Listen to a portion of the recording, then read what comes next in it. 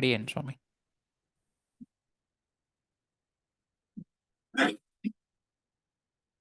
पूजन्तं राम रामेति मधुरं मधुराक्षरम् आरुह्य कविता शाखां वन्दे वाल्मीकिकोकिलम् वाल्मीकेर्मुनिसिंहस्य कवितावनचारिणः शृण्वन् रामकथानादं पुण्याति परां गतिम् यः पिबन् सततं रामचरितामृतसागरम् अतृप्तस्थं मुनिं वन्दे प्राचेतसमकल्मषम् गोष्पदीकृतवारासिंहश्रीकृतराक्षसम् रामायण महामाला रत्नं वन्दे अनिलात्मजम् अंजनानंदनं वीरं जानकी शोकनाशनम् कपीशम् अक्षान्तारं वन्दे लंका भयंकरम् मनोजवं मारुततुल्यवेगम् जितेन्द्रियं बुद्धिमतां वरिष्ठम् वातात्मजं वानरयूथमुख्यं श्रीरामदूतं शिरसा नमामि उल्लङ्घ्य सिन्धोः सलिलं सलीलं यशोकवह्निं जनकात्मजायाः आदाय तेनैव ददाह लङ्का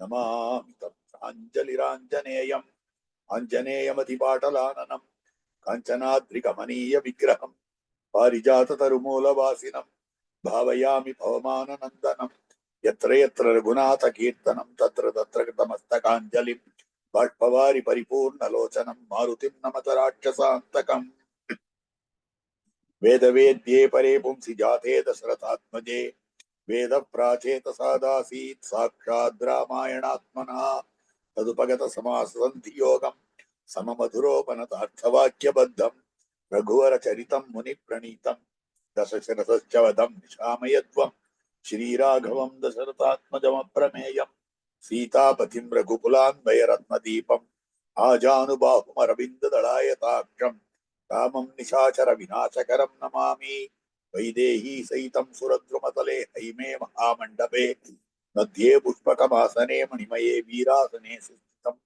अग्रे वाचेति प्रभञ्जनसुते तत्त्वं मुनिभ्यः परम् व्याख्यान्तं भरतादिभिः परिवृतं रामं भजे श्यामळम् पितामहस्यापि पितामहाय प्राचेतसादेशफलप्रदाय श्रीभाष्यकारोत्तमदेशिकाय श्रीशैलपूर्णाय नमो नमस्तात्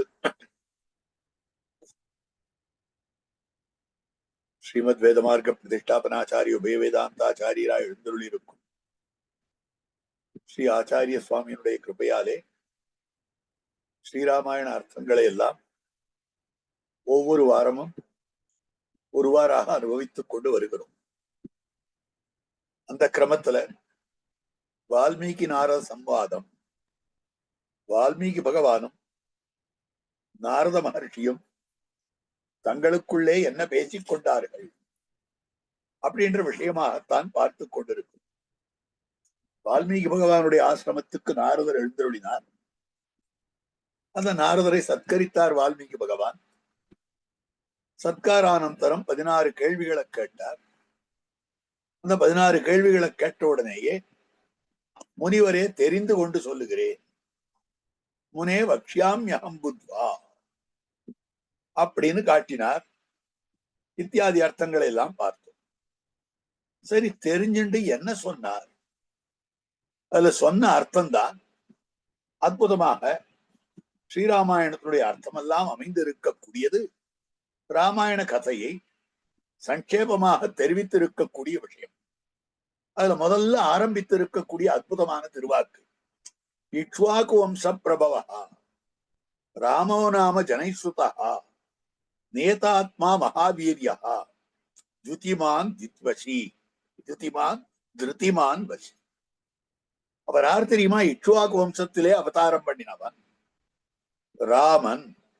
உலகத்துல ராமன்னு பெயரெடுத்தவனாக இருக்கக்கூடிய, அதாவது எல்லோராலும் விரும்பி அழைக்கப்படுபவனாக இருக்கிறான். நியதாத்மா, ஒரு கிரமமாக ஒழுக்கசீலனாக அமைந்திருக்கக்கூடியவன். மகாவீர்யா, அபாரமான வீரியம் படைத்தவனாக இருக்கக்கூடியவன். ஒளி படைத்தவனாக இருக்கக்கூடியவன். தைரியம் இருக்கிறவனாக இருக்கக்கூடியவன். எல்லாரையும் வசப்படுத்துவனாக இருக்கக்கூடியவன். புத்திமான், நீதிமான், வாக்மி, ஸ்ரீமான்.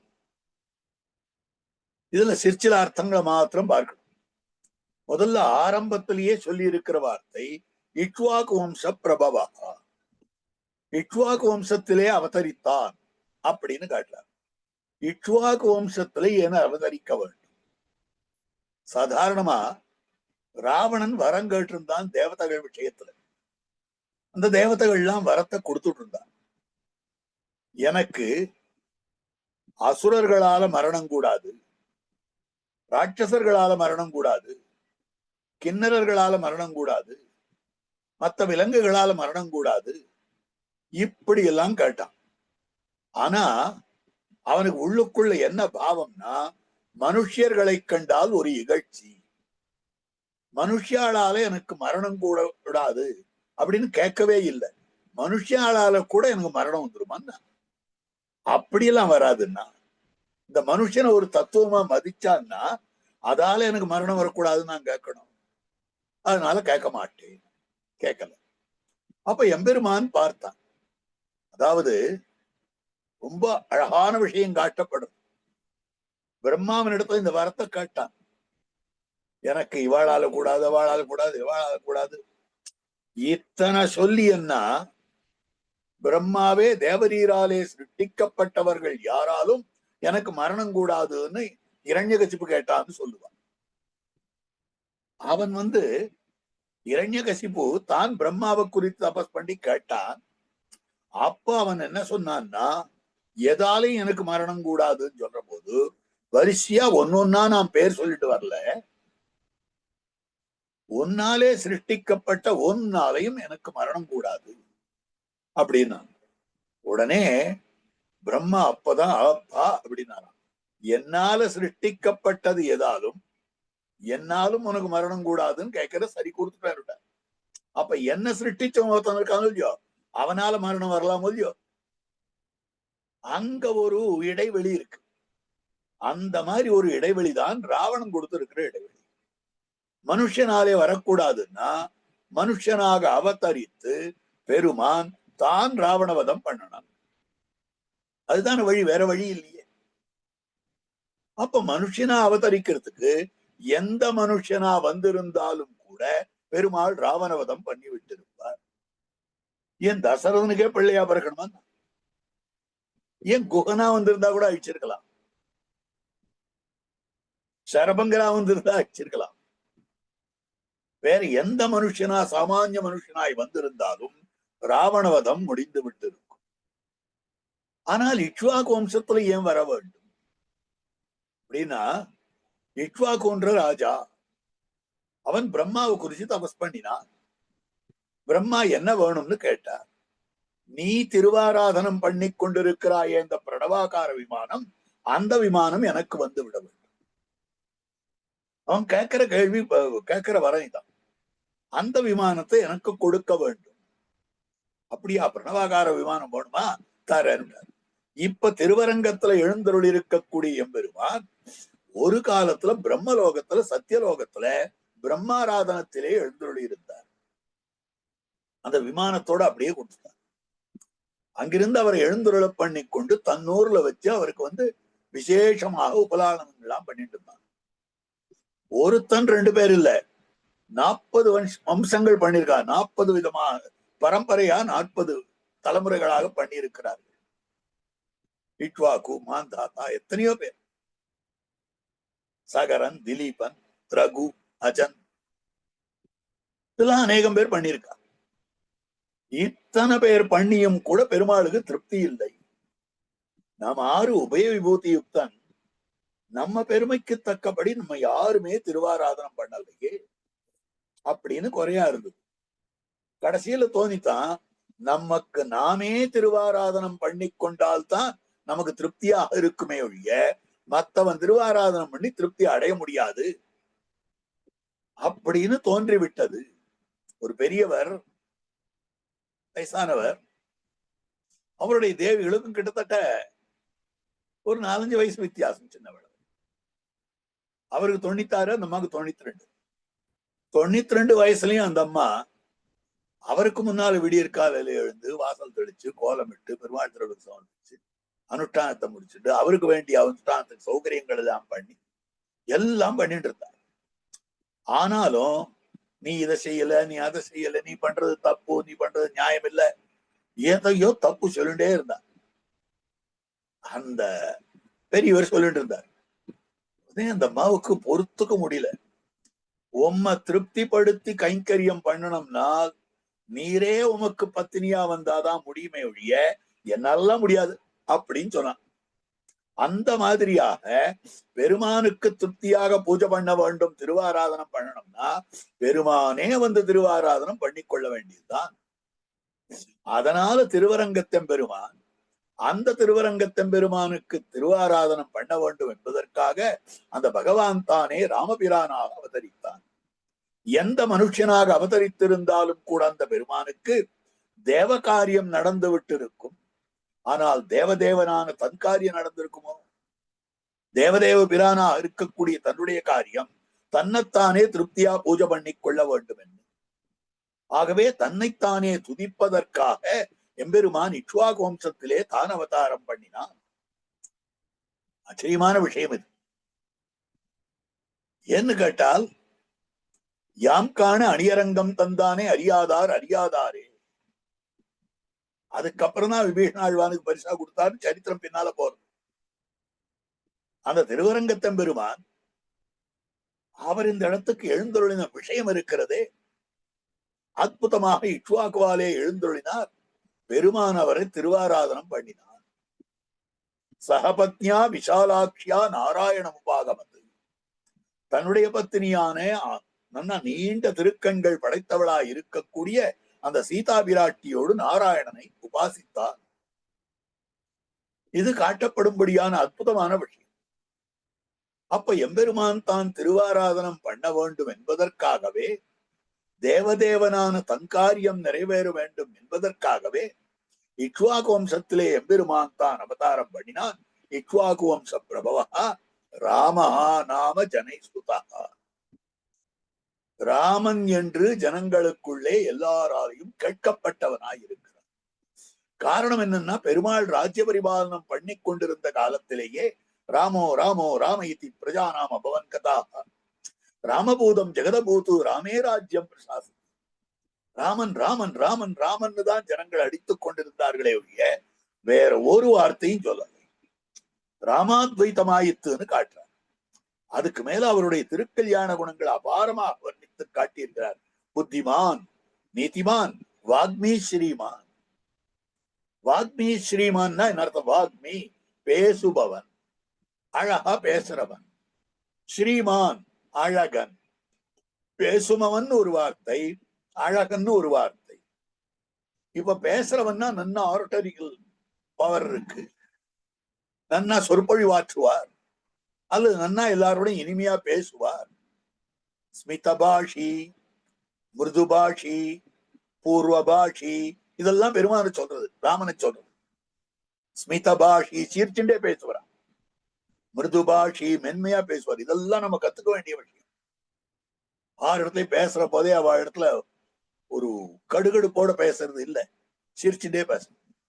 மிருதுபாஷி கடினமான சப்தத்தையே பேசக்கூடாது. என்னைக்குமே நம்முடைய வாக்குல சோபனமான சப்தம் வரணும். என்னைக்குமே அஸ்லீலமான சப்தங்கள் வரவே கூடாது. காரணம் என்னன்னா, கேச்சராள்னு சில பேர் ஆகாசத்துல சஞ்சரித்துக் கொண்டிருப்பார்கள், கந்தர்வர்கள் போல இருக்கக்கூடிய பல தேவர்கள். அவளுக்கு சில பேருக்கு என்ன வேலைன்னாக்கா, அப்படியே ஆட்டம் அப்படியே ஆட்டம் அப்படியே ஆட்டம் சொல்லிட்டு போயிட்டு இருப்பான். அப்படி இருக்குச்சே நாம தீய வார்த்தைகளை பேசினோமே ஆனால் அவன் அப்படியே ஆகட்டும்னு சொல்லிட்டு போயிடுவா, அது பலிச்சு போயிடும். அதனால என்னைக்கும் நல்ல வார்த்தைகளைத்தான் சொல்ல வேண்டும். இனிய உளவாக இன்னாத கூறல் கனியிருப்ப காய்கவர்ந்தற்று, இது திருக்குறளையும் சொல்லியிருக்கு. அப்ப என்னைக்கும் நம்முடைய வார்த்தைகள் நல்ல வார்த்தைகளாக இருக்க வேண்டும், மிருதுவான வார்த்தைகளாக, மென்மையான வார்த்தைகளாக. கட்டோரமான வார்த்தைகளாக மற்றையோரை புண்படுத்தும்படியான வார்த்தைகளை சொல்லலாகாது. பூர்வபாஷி ராமனுடைய கல்யாண குணம் அது. யார் எதிர வந்தாலும் அவரை எனக்கு தான் நன்னா தெரியும், என்னையும் அவருக்கு நன்னா தெரியும், அவர் தான் முதல்ல பேசட்டுமே, நாம என்னத்துக்கு அவரை பார்த்து விஷ் பண்றது, நமஸ்காரம் சார் நான் ஏன் சொல்லணும், அவன் சொல்லட்டும் நான் பதில் சொல்றேன். இல்லை, முதல்ல பெருமாள் பேசுகிறார். அப்படி இருக்கக்கூடியவராய் இருக்கிறார். அதனால வாக்மி நன்னா பேசுறவர். அடுத்தது ஸ்ரீமான். ஸ்ரீமான்னா அழகன் அர்த்தம், ரொம்ப அழகா இருக்கிறவர். இல்ல வாக்மி ஸ்ரீமானியும் ஒன்னா சேருங்கோன்னா, வாக்மி ஸ்ரீமானியும் ஒன்னா சேர்த்தா என்ன ஆகும்? வாக்மி ஸ்ரீமான், பேசும் போதும் அழகானவர். பேசும் போதும் அழகானவர்னா அவர் பேசுறதுக்கு உதட்ட திறந்தாரேயானால் பூவலர்ந்தார் போன்ற ஓட்டஸ்புரத்தை என்னவுமாம். புஷ்பம் மலர்ந்தார் போலே அந்த உதடுகளானவை அப்படி திறக்கும். அப்படி உதடுகளை ராமபிரான் பேசுறதுக்கு திறக்கச்சவே பூ மலர்ந்தா போல இருக்குமா. வாக்மி ஸ்ரீமான் காட்டியிருக்கக்கூடிய விஷயம் சத்ரு நிபர்கணா, சத்ருக்களை அழிக்கக்கூடியவனாக அமைந்திருக்கக்கூடியவன். விபுலாம் சோ மகாபாகு கம்புக்ரீவஹா மகாஹனு. திருமேனி சௌந்தரியத்தை சொல்றது. விபுலமான அம்சத்தை, தோள்களை உடையவராய் அமைந்திருக்கக்கூடியவன், நீண்ட திருக்கைகளை உடையவராக அமைந்திருக்கக்கூடியவன், அழகான சங்கு கழுத்த உடையவராக இருக்கக்கூடியவன், அற்புதமான மகாஹனு. அந்த கபோலங்கள் அமைந்திருக்கின்றனவே அதெல்லாம் அண்ணா கொள்கொள்வோன்னு நன்னா சபி சீக்ஸ்னு குழந்தைகள் எல்லாம் பாட்டு பாடுறாள். அந்த மாதிரி சபி சீக்ஸா இருப்பார். அந்த மாதிரி இருக்கக்கூடியவரா இருக்கிறார். மகோரஸ்கா விஷால விமல வக்ரஸ்தலம் மகேஸ்வாசா கூடஜத்ரு அரிந்தமஹா ஆஜானுபாகு. ஒரு உத்தம ஸ்லோகனுடைய லட்சணம் எப்படி இருக்கும்? ஒரு பெரிய தலைவனாயிருக்கக்கூடிய லட்சணம் எப்படி இருக்கும்? தீரோத்தாத்த நாயகனுடைய லட்சணம் எப்படி இருக்கும் என்னால் அப்படிப்பட்டவன் தான். அதி விலட்சணமாக அவனுடைய கை எவ்வளவு தூரம் நீண்டு இருக்கும்னா, ஆஜானுபாகும் அரவிந்த தளாயதாட்சம் ராமம் நிசாச்சர விநாசகரம் நமாமி. ஆஜானுபாகும் அரவிந்த தளாயதாட்சம், அவனுடைய ஜானு வரையிலே முழங்கால் அளவும் வரையிலும் அந்த திருக்கை நீண்டிருக்கும். தசரதனை பத்தி கம்பர் சொல்லச்சே, தருகை நீண்ட தசரதன், தரும்படியான கை நீண்ட தசரதன் அப்படின்னு சொல்றார். இல்ல தசரதன் தான் தரும் இருகை வேழத்திராகவன். தருகை யார் தெரியுமா? ராகவனுக்கே தரும்படியான கை. அது ஒரு கை இல்லை, இருகையாக இருக்கக்கூடியது. இருகை வேழம் அப்படின்னு யானையை போல நீண்ட திருக்கைகளை உடையவன் அப்படின்னு காட்டியிருக்கார்.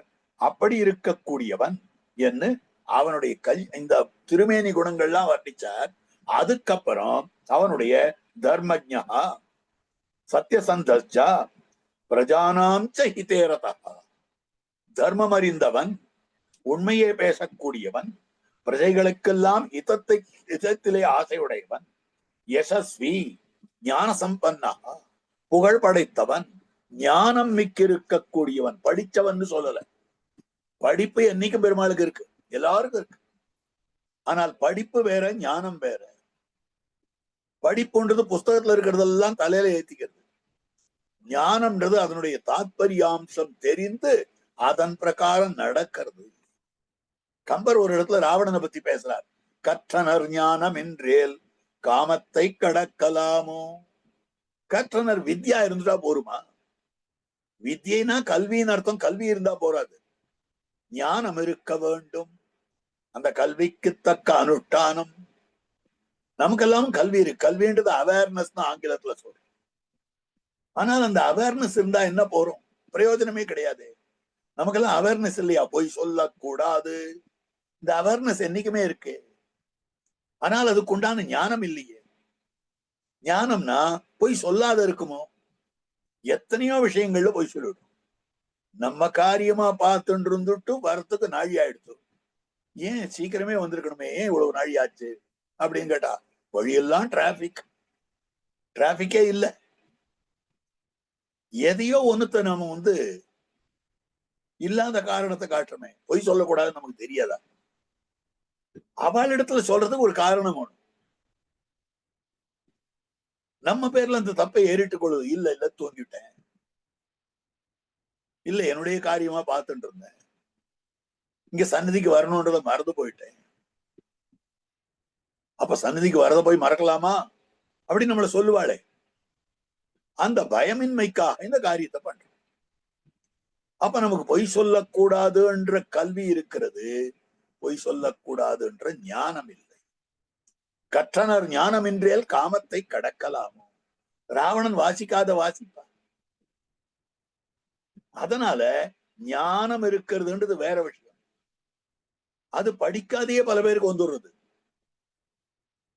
பிரமேயம் கைப்பட்டவனுக்கு சொல்லிற்றெல்லாம் வார்த்தையாம், ரசவாதம் கைப்பட்டவனுக்கு தொட்டதெல்லாம் பொன்னாமா போலே. திருப்பாவி வியாக்கியானத்துல காட்டாரு ஆச்சாரியார். ஒருத்தனுக்கு ரசவாதம் கைப்பட்டு விட்டதே ஆனால் அவன் எதையெல்லாம் தொடரானோ அதெல்லாமே பொன்னாகி விடுகிறது. அதே மாதிரி வேத தாத்பரியம் யாருக்கு கைப்பட்டு விட்டதோ, வேத தாத்பரியார்த்தமான ஞானாம்சம் யாருக்கு கைப்பட்டு விட்டதோ, அப்படிப்பட்ட அதிகாரி என்னென்ன சொல்றானோ அதெல்லாம் வார்த்தை.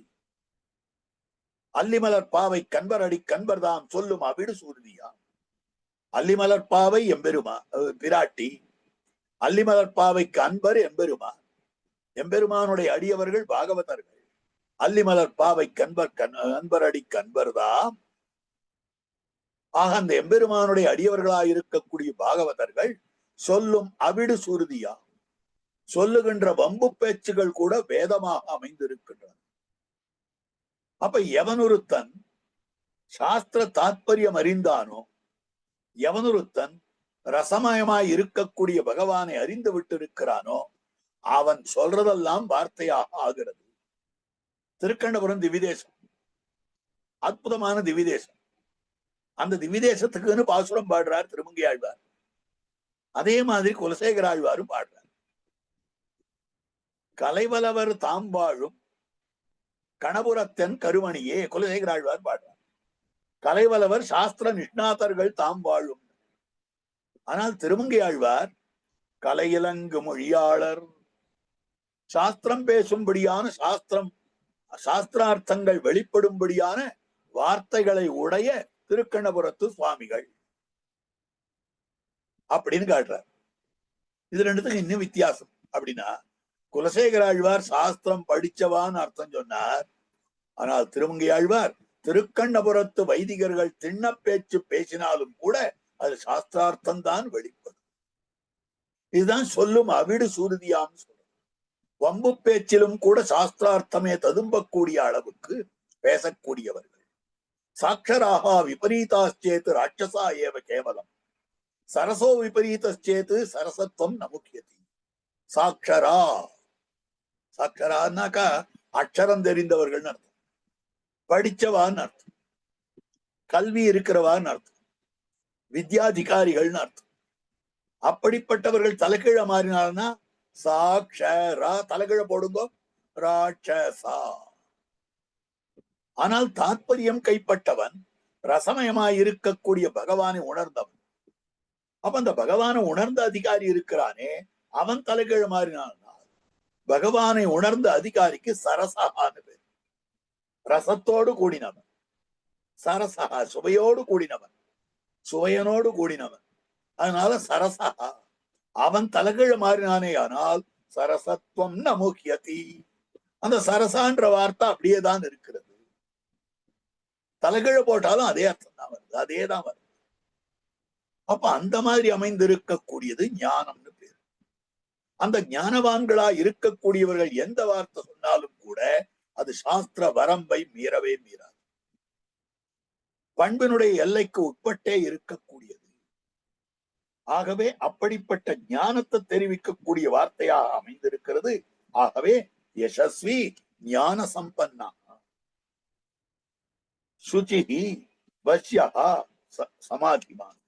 ஆக சுச்சியாய் சுத்தமாக இருக்கக்கூடியவன் அப்படின்னு இப்படி பலவிதமாக சொல்லும்படியான விஷயம்.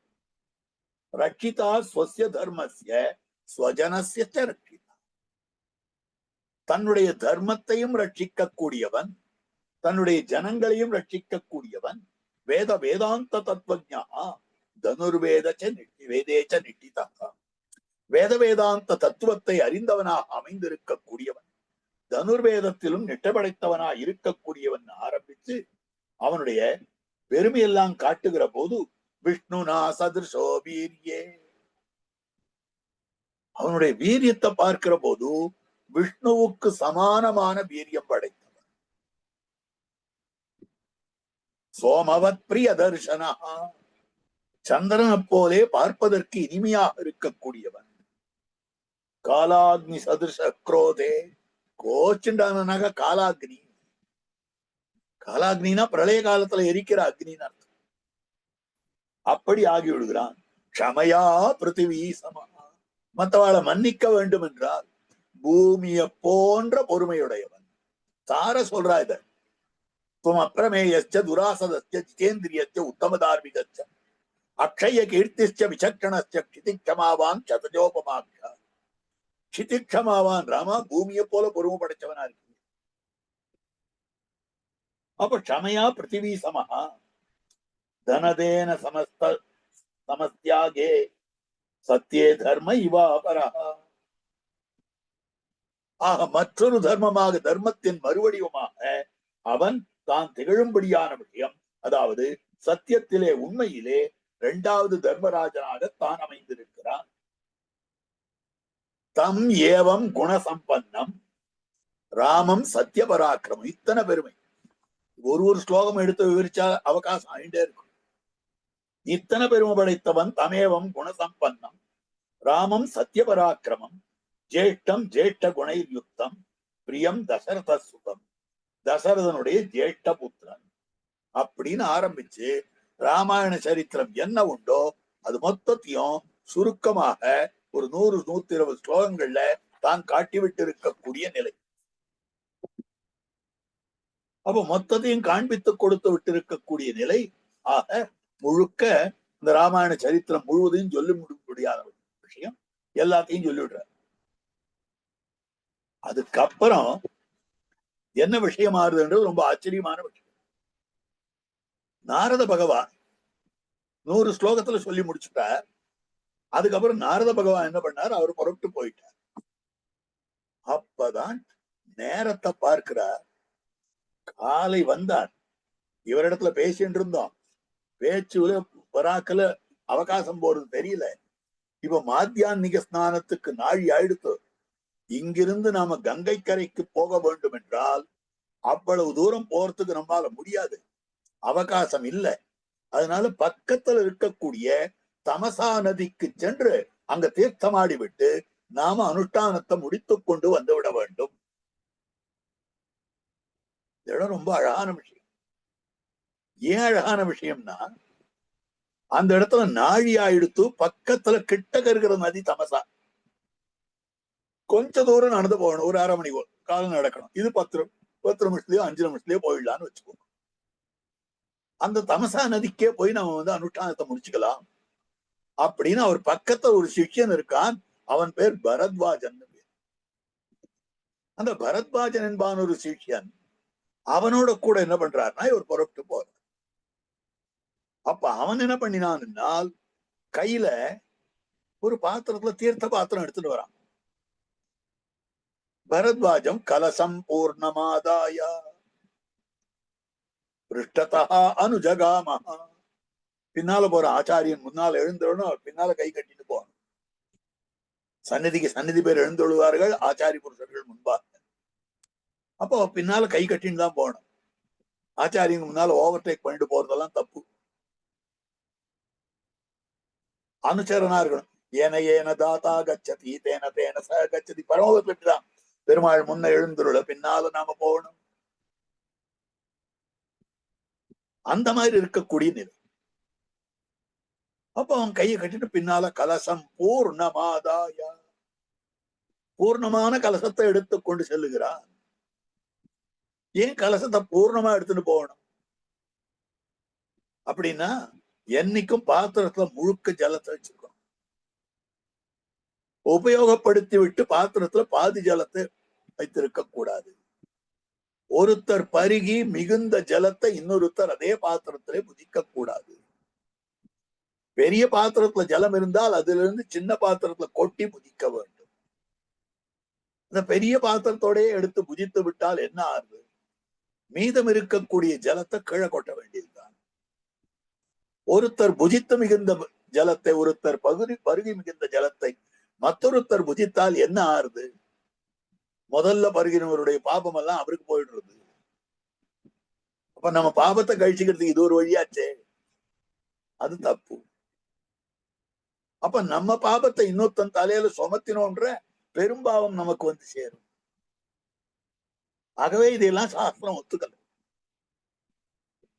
அப்படி இருக்கிற போது இந்த இடத்துல காட்டக்கூடிய அற்புதமான விஷயம் கலசம் பூர்ணமாதாய. அந்த கலசத்தை எப்படி பிடித்துக் கொண்டு சென்றான் அப்படின்னா, பூர்ண கலசத்தை அதனுடைய அடிப்பாகத்தை உள்ளங்கையில வச்சு மேல் நோக்கி தூக்கிட்டு போறான். அப்படி இல்லாமல் அதனுடைய விளிம்பு பாகத்தை பிடிச்சுட்டு இப்படி போனானால் கொஞ்சம் கொஞ்சமா கை கீழே இறங்கிடும். இடுப்புக்கு கீழே நம்முடைய சரீரத்துல அசுத்தமான பாகம், அதனால அதுக்கு கீழே எதையும் இறக்கக்கூடாது. அர்ச்சக சுவாமிகள் கையை மேல கையை வைத்துக் கொண்டுதான் பெருமானுக்கு திருவாராதனாதிகள் எல்லாம் பண்றாங்க. கையை தொங்க போடுறதுன்றது அது அசுச்சி. அதனால அந்த கலசம் பூர்ணமாதாய பிருஷ்டதா அனுஜகாமா அவன் புறப்பட்டு போனான். அந்த இடத்துல தமசா நதி எப்படி இருந்ததுன்றதை வர்ணிக்கிறார் பாருங்க வால்மீகி. ரமணீயம் பிரசன்னாம்பு சன்மனுஷ்ய மனோயதா. ரமணீயம் இந்த ஜலம், அதுவும் அந்த 11 மணி அந்த வேளையில அப்படி கொஞ்சம் வெயில் காய்ந்து கொண்டிருக்கும் அந்த கிரமத்துல. அப்படி அதே சமயத்துல நல்ல வெளிச்சத்துல இருக்கிற போது கொஞ்சம் குளிர்ச்சியாக அந்த ஜலத்துல இருந்து காத்தும் வந்துட்டு இருக்கும். அந்த ஜலம் சலசலசலன்னு ஓடிக்கொண்டிருக்கும். அப்போ மேல காயும்படியான வெயில் அந்த ஜலத்தினுடைய அடியில என்னென்ன இருக்கோ அதெல்லாம் காட்டும். கீழே சின்ன செடி இருந்தாலும் காட்டும், ஏதாவது விழுந்து இருந்தால் காட்டும், கல் இருந்தால் காட்டும், எது இருந்தாலும் அதை காட்டும். தெளிவா இருக்கும். ரமணீயம், ரொம்ப மனசுக்கு இனிமையா இருக்கும். பிரசன்னாம்பு, தெளிந்த தீர்த்தம். திருவரங்க பெருநகருள் தண்ணீர் பொன்னி திரைக்கையால் அடிவருட பள்ளி கொள்ளும் கருமணியை. காவேரி இப்படிதான் வர்ணிக்கிறார் குலசேகர ஆழ்வார். ஆனா தொண்டரடிப்புடி ஆழ்வார் வேற மாதிரி வர்ணிக்கிறார். அவர் வர்ணிக்கிற பிரகாரம் என்னன்னா, தெளிவிலா கலங்கல் நீர் சூழ் திருவரங்க துள்ளோங்கும் ஒளியுளார். தெளிவில்லாத கலங்கல் நீர் சூழ், கலங்கி கிடக்கிறது. அப்போ அந்த தீர்த்தம் கலங்கி இருக்கு ஜலம் அப்படின்றாரே என்ன அர்த்தம்? குலசேகர ஆழ்வார் தெளிஞ்சிருக்குன்னார், ஆனால் தொண்டரடிப்பொடி ஆழ்வார் கலங்கி இருக்குன்னார். ரெண்டு பேரும் ஏன் மாத்தி மாத்தி சொல்றாங்க? ஒரே மாதிரி சொல்லலையே அப்படின்னு கேட்டார். இல்ல, குலசேகர ஆழ்வார் சேவிச்ச போது தெளிஞ்சிருந்தது, தொண்டரடிப்பொடி ஆழ்வார் சேவிச்ச போது கலங்கி போச்சு இப்படின்னு சொல்லி ஒத்துழைப்பு வச்சுள்ளான். மேல ஒரு ஆச்சரியமான காட்டு. ஜலத்தினுடைய தெளிவுன்றதுக்காக குலசேகர ஆழ்வார் பொதுவா ஜலத்தினுடைய சுபாவம்ன்றதுக்காக காட்டினார். ஆனால் காவேரி கலங்கித்தான் வருகிறாள். இது பராசர பட்டருடைய நிரூபணம். துக்தாப்திர் ஜனகா ஜனன்யஹமியம் ஸ்ரீரேவ புத்திரீவரஹா. அப்போ ஸ்ரீரங்கநாச்சியாருக்கு தகப்பனார் கடல், தாயார் நதி. மகாலட்சுமி நாச்சியார் சமுத்திரத்திலே அவதரித்தவளானபடியாலே தகப்பனார் கடல், தாயார் நதி. ஏன்னா கடலுக்கு பத்தினியாக நதிகள் இருக்கின்றன. அப்ப அந்த காவேரி நதி அவர் நினைச்சாராம், காவேரி தாயார் நினைச்சாள், துக்தாப்திர் ஜனகா. துக்தாப்திர், துக்தாப்தினா திருப்பார்கடல். திருப்பார்கடல் தகப்பனாராக இருக்கிறார். ஜனன்ய அமியம், நான் தாயாக அமைந்திருக்கிறேன். ஸ்ரீரேவ புத்ரி, ஸ்ரீயான மகாலட்சுமி ஸ்ரீரங்கநாச்சியார் பெண்ணாக அமைந்திருக்கிறார். ஸ்ரீரங்கேஸ்வரஹா வரஹா, ஸ்ரீரங்கேஸ்வரனாய் இருக்கக்கூடிய உபயவிபூதி யுக்தனாய் இருக்கக்கூடிய பொங்கோதம் சூழ்ந்த போனியும் விண்ணுலகும் அங்காதும் சோராமை ஆழ்கின்ற எம்பெருமான் செங்கோலுடைய திருவரங்க செல்வன். அவன்தான் உத்தமனான மணவாள பிள்ளையாக அமைந்திருக்கிறான். அப்படி இருக்கிற பொழுது அவனுக்கு ஏத்தபடி நாம அங்குமணி கொண்டு வந்து சமர்ப்பிக்க வேண்டாமா? சீர் சமர்ப்பிக்க வேண்டாமா? வைபவங்களை எல்லாம் கொடுக்க வேண்டாமா? எதை கொடுக்கறதுன்னு தெரியல. ஒரு கலக்கம் காவேரி தேவிக்கு. அதனால என்னென்ன சந்தனங்கள் உண்டோ, சாமரங்கள் உண்டோ, முத்து உண்டோ, மணி உண்டோ, எல்லாத்தையும் தன்னுடைய அலை கையால வாரி பரட்டி கொண்டு கொடுக்கிறது. சாமர சந்திர சந்தன மகா மாணிக்க முக்தோத்கரானு காவேரி லஹரி கரை விததி. அப்ப கலங்கிதானே இருக்கும். அதனால கலங்கல் நீர் இப்படி அவ காவேரிய வர்ணிக்கிறான். ஆனா இங்க தமசா நதி எப்படி இருக்குன்னா ரமணீயம் பிரசன்னாம் ரொம்ப தெளிந்த தீர்த்தமா இருக்கு. எது போலே கேட்டார்கள், சன்மனுஷ்ய மனோயதா, சத்துக்களுடைய மனசானது எப்படி தெளிவாக இருக்கும். வஸ்துதா சத்துவகுணம் படைத்தவர்கள் எதுக்கும் கலங்க மாட்டார்கள். கிரயா வருஷதாராபி, எவ்வளவு மழை பொழிந்தாலும் மலை சலிக்கிறது இல்லையா, அப்படியேதான் இருக்கு. அந்த மாதிரி ஸ்திரத்தன்மை படைத்தவர்களாக தெளிந்த ஹிருதயம் படைத்தவர்களாக இருப்பார்கள். சத்துக்களாய் இருக்கக்கூடியவர்கள் எதற்கும் கலங்க மாட்டார்கள். சத்துக்களா இல்லாத இருக்கிறவாதான் எல்லாத்துக்கும் கலங்கணும். ஐயோ இப்படி ஆயிடுத்த என்ன பண்றது, இப்படி ஆயிடுத்த என்ன பண்றது, இப்படி ஆயிடுத்த என்ன பண்றது. அவர்கள் தங்களுக்கு ஏற்பட்டு இருக்கக்கூடிய விஷயங்களை, சுவாமி நான் இவ்வளவு கஷ்டப்பட்டுட்டேன் சுவாமி, எனக்கு இந்த மாதிரி வந்துடுத்து சுவாமி, இந்த கலக்கம் எல்லாம் நமக்குத்தான். என்ன நாம சாத்விகர்கள் இல்லை. நம்முடைய மனசு எதை பார்த்தாலும் கலங்க, எதை பார்த்தாலும் அதுல ஈடுபடுற, அதுவும் ஒரு கலக்கம் தான். எதையாவது பார்த்தால் இது நமக்கு வேணும், இதை நாம எடுத்துக்கணும், இதை நாம அனுபவிக்கணும், இதை நம்மாத்துக்கு கொண்டு வரணும். இதெல்லாம் கலக்கம் தானே. கலக்கம் இல்லாமல் இருக்க வேண்டும் என்னால் எதெல்லாம் நமக்கு அமைகின்றதோ அதெல்லாம் கர்மானுகுணமாக இருக்கிறது. எனக்கு ஏன் பணங்காசு இல்லைன்னா ஏன் கர்மம், இதுக்காக நான் கலங்க முடியுமோ?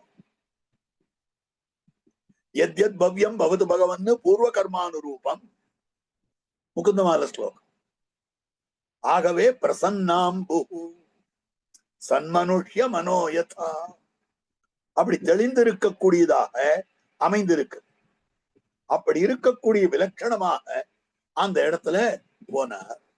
போன வால்மீகி உடனே அனுஷ்டானம் பண்ண வேண்டியதுதானே. ஜலம் இந்த மாதிரி இருக்கு பாத்தியா, இதுல எடுத்து ஆச்சமனம் பண்ணலாம், இதுல எடுத்து தீர்த்தம் ஆடலாம், பிறகு நம்முடைய அனுஷ்டானங்களை பண்ணலாம். மாத்தியானிக ஸ்நானத்தை பண்ணி மாத்தியானிகத்தை பண்ணி திரும்பி நம்முடைய ஆசிரமத்துக்கு போகணும்.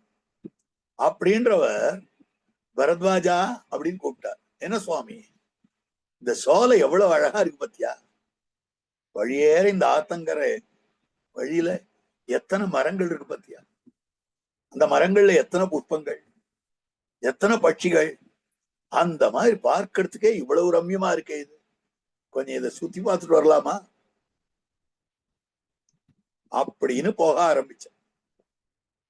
இந்த இடத்தை சுத்தி பார்க்கலாம். அப்ப அந்த இடத்துல ஒரு வேடன் என்ன பண்ணினான், ஆணும் பெண்ணுமாக இருந்த கிரௌஞ்ச பட்சிகள் 2. கிரௌஞ்ச பட்சிகள் அன்றில் பறவைகள்னு பேர். இந்த கிரௌஞ்ச பட்சிகள் என்பது ஆண் பறவையும் பெண் பறவையும் ஒன்னோடொன்னு சேர்ந்தே இருக்கக்கூடியது. இந்த ரெண்டும் ஒன்னோட ஒண்ணு வாய் அலகு போட்டிகிட்டே இருக்கும். இதனுடைய அலகுல அது வாய வச்சுட்டு இருக்கும், அல்ல அதனுடைய அலகு இது மூக்க வச்சு. அது கொஞ்சம் நெகிழ்த்து விட்டா கூட ஓன்னு கதறும், ஐயோ விட்டு போச்சு. இறை தேட சென்றிருந்தாலும் கூட ராத்திரி இருட்டி விட்டதுன்னா எந்த இடத்துல மரமோ அங்க தங்கிடும் ஒரு பறவை. அதனுடைய துணை பறவை இன்னொரு இடத்துல இருக்குன்னா ரெண்டும் மாத்தி மாத்தி குரல் கொடுத்துட்டே இருக்கும். இதெல்லாம் காவியங்கள்ல வரக்கூடிய பட்சிகள். கிரௌஞ்சம், சக்கரவாக்கம், சகோரம் இத்தியாதி அந்த மாதிரி அமைந்து இருக்கக்கூடிய பட்சிகள். இதுக்கெல்லாம் தனித்தனி தன்மைகள் சொல்லியிருக்கு. சாதக பட்சின்னு ஒண்ணு, அது மழை ஜலத்தை தான் சாப்பிடும், கீழே இருக்கிற ஜலத்தை புதிக்கவே புதிக்காது, எப்பவும் ஆன்னு வாயை திறந்துட்டு இருக்கும். இது சாதக பட்சியை சொல்றது. சகோரம் ஆணும் பெண்ணுமாக இருக்கிற பட்சின்னு சொன்னேன். அது எதிர் கரையில இருக்கும், ஒன்னோட ஒண்ணு சேர முடியலனாலும் குரலையாவது கேட்டு இருக்கணும். சக்கரவாக்கம்னு பட்சி, அந்த பட்சி சந்திரனுடைய கிரணங்களை தான் சாப்பிட்டு வரும். அமாவாசை அன்னைக்கு அதுக்கு முழு விரதம் பாவம். அந்த மாதிரி இருக்கக்கூடியது. அந்த மாதிரி அன்றில் பறவை நன்னீல மகன்றில்காள் மகன்றில் அன்றில் அன்றிலின் கூட்டை பெரிக்ககிர்ப்பவர் ஆர்கோலோ. நிறைய கவிகள்ல பார்க்கும். அந்த ரெண்டு கிரௌஞ்ச பட்சிகள், அன்றில் பட்சிகள் தங்களுக்குள்ள ஆனந்தமாக இருந்தன, தங்களுக்குள்ள ஆனந்தமா கூடியிருந்தது. அப்ப அந்த ஆண் பறவையை அடித்து விட்டு இருக்கிறார். அது கீழே உழுதுடுத்து. பெண் பறவை கதறது. ஏற்கனவே அவை கொஞ்சம் உடம்பு நெகிழ்த்தால் கூட துக்கம் தாங்காது. இப்ப அடியோட அடிபட்டு கீழே உழுந்துருத்துனா அந்த பெண் பறவைக்கு எவ்வளவு துக்கம். துக்கத்தினால கதறது. உடனே இவருக்கு கோபம் வந்துருது. வால்மீகி பகவான் அதை பார்த்துட்டே இருக்கார். முனிவர் மனநசீலர் தபஸ்வாத்தியாய நிரதம் தபஸ்வி வாக்விதாம்பரம் நாரதம் பரிவப்ரச்ச. வால்மீகி தபஸ்வி, தபஸ்வியா இருக்கிறவர் கோபம் மேலிட்டு அவனுக்கு ஒரு சாபத்தை கொடுத்து விடுகிறார். மானிஷாத பிரதிஷ்டாம் துவம் அகம சாஸ்வதி சமாஹா யத்கிரௌஞ்ச மிதுனாத் ஏகம் அவதி காமமோ. மா நிஷாதா, நிஷாதா வேடனே மா, நீ நாசமா போவ. சாபமான வார்த்தை. பிரதிஷ்டாம் துவம் அகம சாஸ்வதி சமா, தொடர்ந்து நீ அப்படியேதான் இருப்ப. உனக்கு நல்ல கதியே கிடையாது, நல்விடிவே கிடையாது. சாஸ்வதி சமாக யத்கிரௌஞ்ச மிதுனாத் ஏகம் அவதி காமமோ. காமமோகிதமாய் அமைந்திருக்கக்கூடிய அந்த ரெண்டு பட்சிகளுக்குள்ளே ஒன்றை நீ அழித்து விட்டாயே அப்படின்னு சாபம் கொடுத்துட்டார். அப்படின்னா இந்த வார்த்தை இவர் ஏன் சொல்லணும்? சொல்ல வேண்டிய அவசியமே இல்லையே. வேடனுக்கு பட்சிகளை அடித்து உண்ணுவது என்பது அவனுடைய தர்மம், அவன் தொழில். வேடனுடைய வேலையே அதானே, அவன் அதுதானே பண்ணுவான்.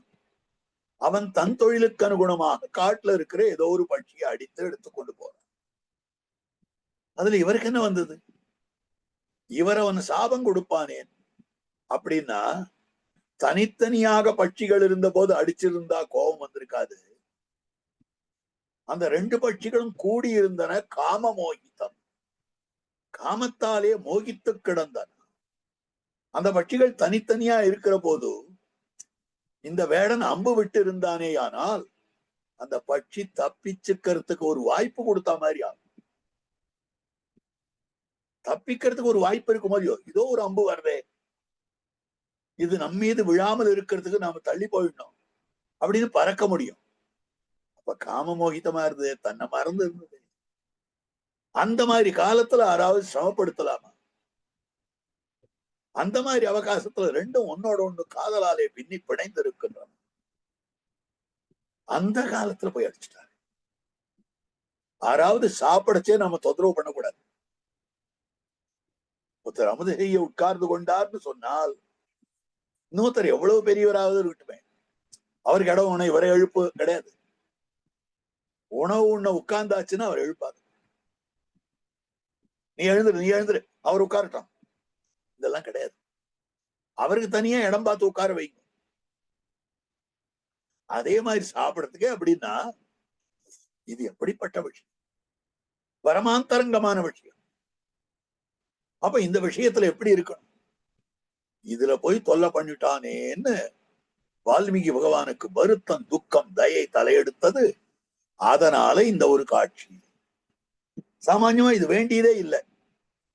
இவர் பாட்டுக்கு அனுஷ்டானத்துக்கு போனார். அனுஷ்டானத்துக்கு போய் வந்த உடனேயே நேராக தன்னுடைய ஆசிரமத்துக்கு போனார். பிரம்மா வந்தார்னு கதை எழுதிருக்கலாம். இந்த ஒரு காட்சி என்னத்துக்காக இங்க வந்தது? பகவான் என்னத்துக்காக நியமித்தான் அப்படின்னு ஒரு கேள்வி வருது. இந்த இவர் எழுத வேண்டியது ராமாயணம் என்னும்படியான சரித்திரம். ராமாயணம் என்னும்படியான சரித்திரம் பிரம்ம ஞானத்தை உள்ளடக்கினது. ராமாயணம் என்னும்படியான சரித்திரம் ராமனுடைய சரித்திரம். ரெண்டு விஷயம் இதுல இருக்கு. பிரம்ம ஞானமும் அடங்கி இருக்கிறது, ராமனுடைய கதையும் அடங்கி இருக்கு. அப்ப இது ரெண்டுத்துக்கும் ஏற்றாற் போலே அமைந்திருக்க வேண்டும். சாஸ்திரம் காட்டி இருக்கக்கூடியது அழகான விஷயம். பரீட்சலோகான் கர்மசிதான் பிராமணோ நிர்வேதமாயாத். வால்மீகி பகவான் ராமாயண கதையை உபதேசித்து விட்டார். ஆனால் அந்த கதையை அதோட சொல்லக்கூடாது. அதுல வேதாந்தார்த்தத்தை கலசி கலசி கலசி சொல்லணும். வேதாந்தார்த்தத்தினுடைய அடிப்படையில சொல்லணும். அப்படி வேதாந்தார்த்தத்தினுடைய அடிப்படையில சொல்ல வேண்டும் என்னால் ஒருத்தனுக்கு வேதாந்தார்த்த ஞான பூர்த்தி வர வேண்டும். அந்த ஞான பூர்த்தி வர வேண்டும் என்றால் முதல்ல நிர்வேதம் இருக்க வேண்டும். ஒரு ஆச்சாரியன் சிஷ்யனுக்கு எப்ப வேதாந்தார்த்தத்தை உபதேசிக்க வேண்டும் என்னால் பரீட்சலோகான் கர்மசிதான் பிராமணோ நிர்வேதமாயா. எவனுக்கு உள்ளுக்குள்ள எனக்கு தெரியலையே தெரியலையே என்ற வேதனை இருக்கிறதோ, எவனுக்கு உள்ளுக்குள்ள ஒரு வருத்தம் இருக்கிறதோ அவனுக்குத்தான் அந்த ஞானத்தை உபதேசிக்க வேண்டும். இது சாஸ்திரம் சொல்லி இருக்கு. எம்பெருமானாருக்கு சரமஸ்லோகார்த்தம் தெரியலையே சொல்லலையே அப்படின்ற அந்த வருத்தத்தை 18 தரம் வரவழைச்சு உண்டாக்கி பிறகுதான் திருக்கோட்டியூர் நம்பிகள் அந்த அர்த்தத்தை சொன்னார். அப்ப உள்ளுக்குள்ள அந்த வருத்தம் இல்லைன்னா, வருத்தம் இல்லாதவனுக்கு அர்த்தத்தை சொல்லிவிட்டால் அர்த்தத்தின் சீர்மை தெரியாது. தெரியலையே என்ற வருத்தம் இருக்கு. 18 அத்தியாயம் கீதை, சொல்லப்படாத அர்த்தமே கிடையாது. அறிவினால் குறைவில்லா அடல் ஞாலத்தவர் அறிய நெறியெல்லாம் எடுத்துரைத்த நிறைஞான தொருமூர்த்தி. அத்தனை அர்த்தங்களும் அதிலே சொல்லப்பட்டிருக்கின்றன. அத்தனை அர்த்தங்கள் சொல்லப்பட்டிருக்கின்றன. இதை கேட்ட அர்ஜுனன் யுத்த ரங்கத்துக்கு வந்தான். யுத்தம் பண்ணணும்னு ஆரம்பிச்சான். சரி பண்ணுன்னு கண்ணன் சொல்லல, கீதோபன்யாசம் பண்ணணும். சரி கீதோபன்யாசம் பண்ணணும்னால் இவன் உபதேச சத்பாத்திரமா இருக்கணுமே. உபதேச சத்பாத்திரமா இருக்கணும்னால் அவனுக்கு நிர்வேதம் வர வேண்டுமே. அந்த நிர்வேதம்னா துக்கம் தானே. இவனுக்கு துக்கமே வராத போது எப்படி நான் கீதையை சொல்றது? இவனுக்கு பெருமாளுக்கு சொல்லணும்னு ஆசை. பெருமான் தனக்கு இதனை சொல்ல வேண்டும் என்று ஆசை. இதுல என்ன விஷயம்னா, வால்மீகி பகவான் ராமாயணத்தை எழுதி சொல்லி வச்சார் குசலவர்களுக்கு. குசலவர்கள் தாங்கள் என்ன பண்ணினார்கள் என்னால் எல்லா இடத்தையும் பாடிண்டே வந்தார். இதெல்லாம் மேற்கொண்டு வரும். அப்ப ராமபிரானுடைய சபையிலையும் பாடினார்கள். அப்ப ராமபிரான் பார்த்தான், ரொம்ப அழகா இருக்கா, நன்னா பாடுறா, எல்லாரையும் வாழையே பார்த்துட்டு இருக்கா. அப்படி இருக்கிற போது நாம கூட பேசணும். பேசினால் எல்லாருடைய அட்ராக்ஷன் நம்ம பேர்ல வரும். அப்ப நாமும் பேசணும்னு தோணிச்சு. அதுக்குன்னு எம்பெருமானுக்கு ஒரு மேடையும் கிடைக்கல. ராமாவதாரத்துல முழுக்க கிடைக்கல, கிருஷ்ணாவதாரத்திலையும் கிடைக்கல. அதுக்கப்புறம் தானே ஒரு மேடை உருவாக்கி கொண்டான் திருத்தேர்த்தட்டு. அந்த திருத்தேர்த்தட்டிலே எழுந்தருள் இருந்தவனான எம்பெருமான். இது ரொம்ப வேடிக்கையான விஷயம், விவரிச்சே சொல்றேன். வால்மீகி என்ன பண்ணார், தான் ராமாயணம் முழுக்க எழுதினார். எழுதிட்டு அந்த குழந்தைகளுக்கு சொல்லி வச்சார். 2 குழந்தைகளுக்கு, பெருமானுடைய குழந்தைகள், பிராட்டியினுடைய குழந்தைகள் குசல் அவர்கள். அவர்கள் கிராமமா பாடினார்கள், நகரம் நகரமாக பாடினார்கள், ரிஷிகளுடைய ஆசிரமமாக பாடினார்கள். ஒரு ரிஷி கமண்டலம் கொடுத்தாராம், ஒரு ரிஷி தர்ப்பம் கொடுத்தார், ஒரு ரிஷி சமுத்து கொடுத்தார், ஒரு ரிஷி பூணல் கொடுத்தார், ஒரு ரிஷி மிஞ்சு கொடுத்தார், என்னென்னமோ கொடுத்தார். இதெல்லாம் குழந்தைகள் வாங்கிட்டு வந்து வைக்க. அப்புறம் கிராமமா போய் பாடுறது, எல்லாரும் ரசிக்கிறாங்க. கடைசியில நகரத்துக்கு, அயோத்தி நகரத்துல பெருமாள் திருமுன்பு அந்த அஸ்வமேத மகாமண்டபத்துல இந்த குழந்தைகள் பாடு. பெருமான் இந்த பாட்டை கேட்டுட்டு ஆனந்தப்படுறான், சந்தோஷம் தாங்கல. ஆனால் பெருமாள் தனியா இருக்கார், சீதை இல்ல. சீதா அங்க வால்மீகி ஆசிரமத்துல இருக்கா. அப்போ இவ்வளவு அழகா குழந்தைகள் பாடுறா. இந்த பாட்டை பக்கத்துல இருக்கிறவங்க தொடையில நாம தட்டணும், நம்ம தொடையில பக்கத்துல இருக்கிறவங்க தட்டணும், இப்படி கேட்கணும். ஆனா தனி கேள்வியா கேட்டு இருக்கோமே. எல்லா ஜனங்களும் கீழே உட்கார்ந்து இருக்கா, நாம சிம்மாசனத்துல உட்கார்ந்து இருக்கோம். பக்கத்துல சீதை இருந்தா அவ தொடையில தட்டி கேட்கலாம். சீதை இங்க இல்லை, என்ன பண்றது? ஒரு படிக்கட்டா இறங்கினாராம். யாருக்கும் தெரியாத இறங்கினார். சச்சாபி ராமஹா பரிஷத்கத சனைஹி புபூஷயா சக்தமனா பபூவ. சச்சாபி ராமஹா பரிஷத்கத சனைஹி. அந்த பரிஷத்துல வந்துட்டார், நிதானமா வந்துட்டார். ஏன் ராமர் இறங்குறது யாருமே பார்க்கலையா? பெருமாள் இறங்குறது யாரும் பார்க்கலையான்னா எல்லாரும் குசலவர்களையே பார்த்து கொண்டிருந்தார்கள். கீழே இறங்கி வந்து பெருமாள் தொடையில இன்னொருத்தன் தட்டுறான், பெருமாள் இன்னொருத்தன் தொடையில தட்டுறான். இப்படி கேட்டு எல்லாம் முடிஞ்சு போச்சு. அதுக்கப்புறம் பெருமாள் படுத்துன்னு யோசனை பண்றாரு, நாம எவ்வளவு பெரிய ராஜா, எவ்வளவு பெரிய சக்கரவர்த்தி, நாம சிம்மாசனத்தை விட்டு படிக்கட்டா நிதானமா இறங்கி வந்தோம். ஒரு படிக்கட்டுல இருந்து இன்னொரு படிக்கட்டுல பொத்துன்னு உட்கார்ந்தார். அப்படியே வந்தார். அப்ப இப்படி வந்திருக்கிறோம், ஒருத்தன் திரும்பி பார்க்கலையே. என்ன காரணம் இதுக்கு? இந்த 2 குழந்தைகளும் நன்னா பாடினா. அந்த குழந்தைகள் ரொம்ப நன்னா பாடினா, ரொம்ப நன்னா பேசினா. அப்ப பேசினால்தான் நம்மை பார்ப்பார்கள். அப்ப பெருமாள் சங்கல்பம் பண்ணிட்டார், அடுத்த அவதாரத்தில் நிச்சயம் பேசியே தீருவது. அதனால கிருஷ்ணாவதாரத்துல தனக்கு பேசுறதுக்குன்னு அவகாசம் பார்த்தார். 12 வயசு வரைக்கும் படிக்கல, அதனால பேச முடியல. அதுக்கப்புறம் சாந்திபனியினுடைய ஆசிரமத்துல போய் படிச்சார். எதுக்குன்னா இந்த கீதோபன்யாசம் பண்றது, இந்த ராமாவதாரத்து குறை தீர்க்கிறதுக்கு தான், குறை ஒன்றும் இல்லாத கோவிந்தன். அதுக்கப்புறம் அப்புறமும் கூட யாரும் நீ பேசுன்னு சொல்லல.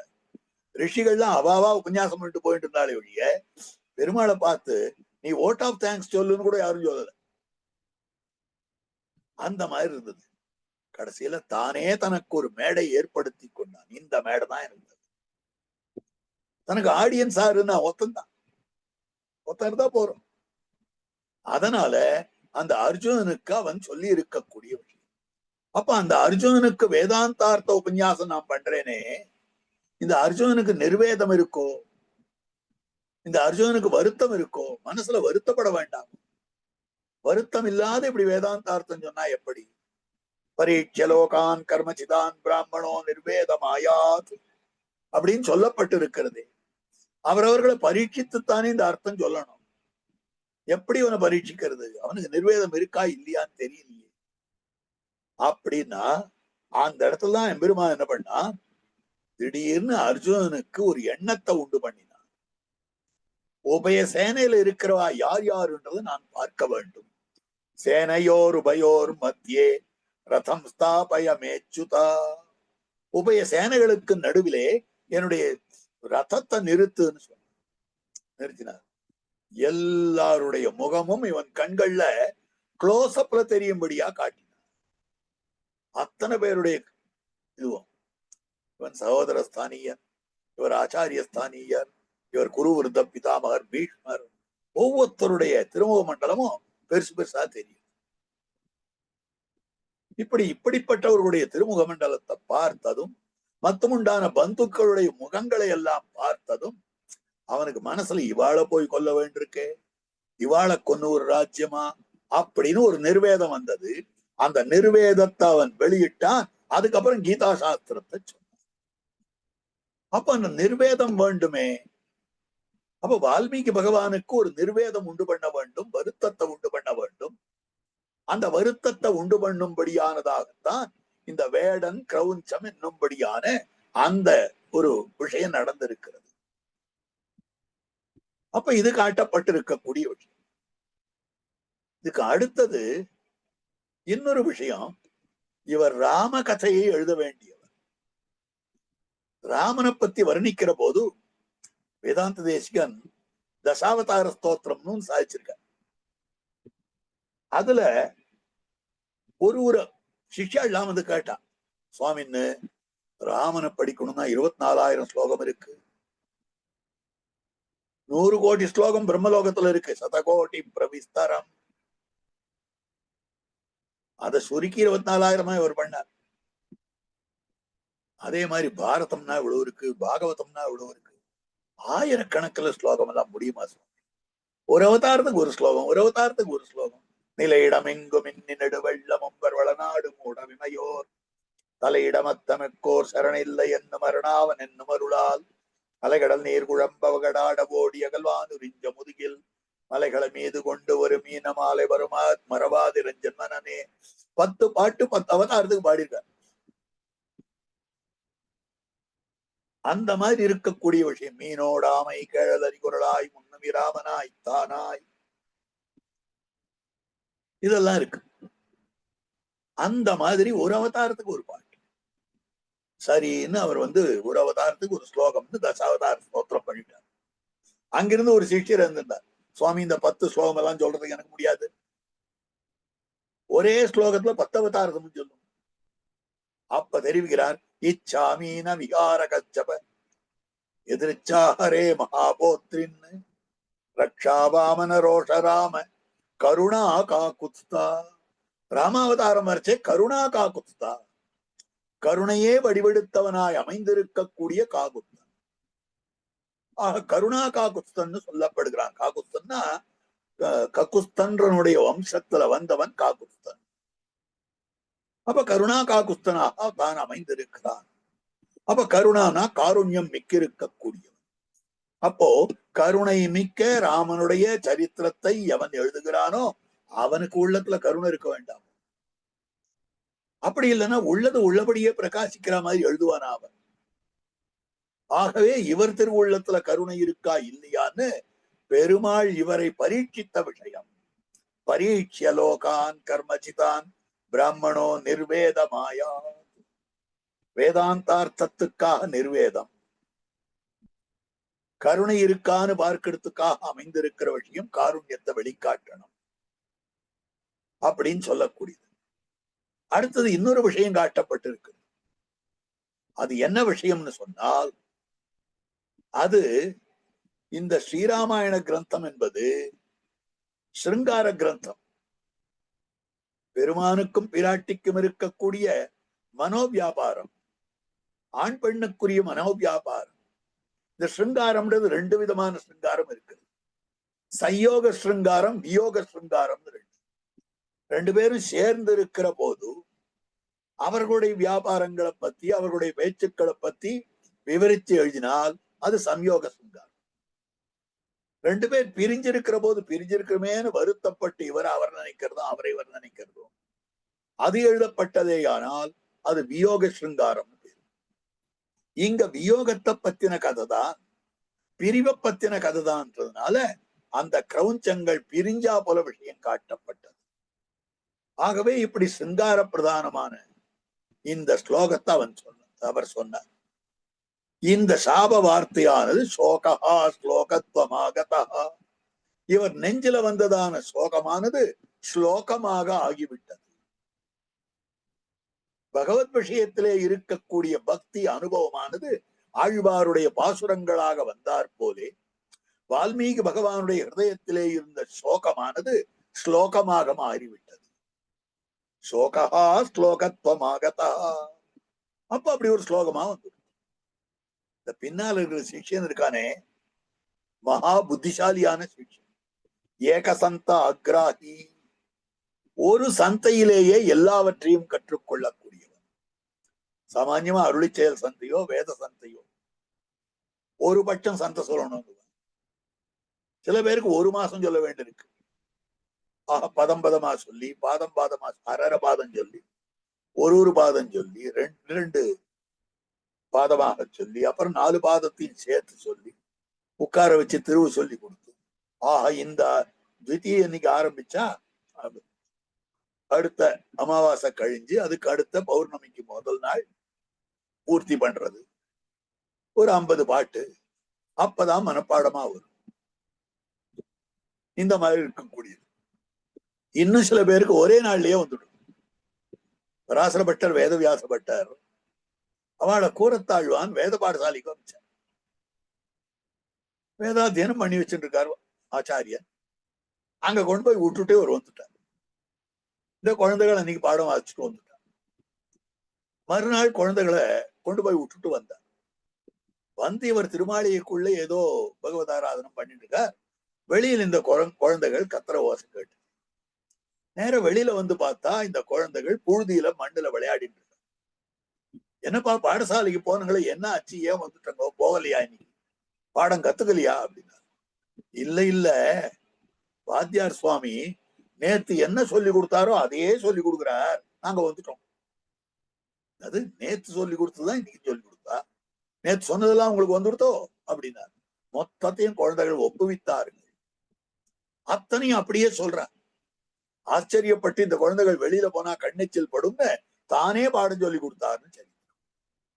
அவரை போல ஒரு ஏகசந்தாகிராகி அந்த பரத்வாஜன் என்கிற சிஷ்யன். அதனால் அது அப்படியே மனப்பாடம் பண்ணி விட்டான். பாதபத்த அக்ஷர சம தந்திரீலய சமன்விதாக, 4 பாதங்களுக்கு உட்பட்டு எழுத்துக்கள் சமானமாக இருந்து வீணையிலே கானம் பண்ணும்படியாக, வீணையிலே ஏறிட்டு கானம் பண்ணும்படியாக அழகாக இருந்தது அது அப்படின்னு காட்டுறார். அப்படிப்பட்ட ஸ்லோகமாக அமைந்திருந்தது இந்த பரத்வாஜனாகிற சிஷ்யன். அது சொல்லிட்டே பின்னால பரப்பு போனார். இவரும் அனுஷ்டானத்தை முடிச்சுட்டு போனார். அந்த இடத்துல பிரம்மா வந்தார். அவர் என்னென்ன அனுகிரகம் பண்ணினார், மேற்கொண்டு என்ன ஆயிற்று இத்தியாதியான சரித்திரங்களை எல்லாம் அடுத்த வாரம் கோட்டியிலே விண்ணப்பம் பண்ணுகிறேன். இப்ப இதுல ஏதாவது உங்களுக்கு சந்தேகங்கள் இருந்தா கேட்கலாம்.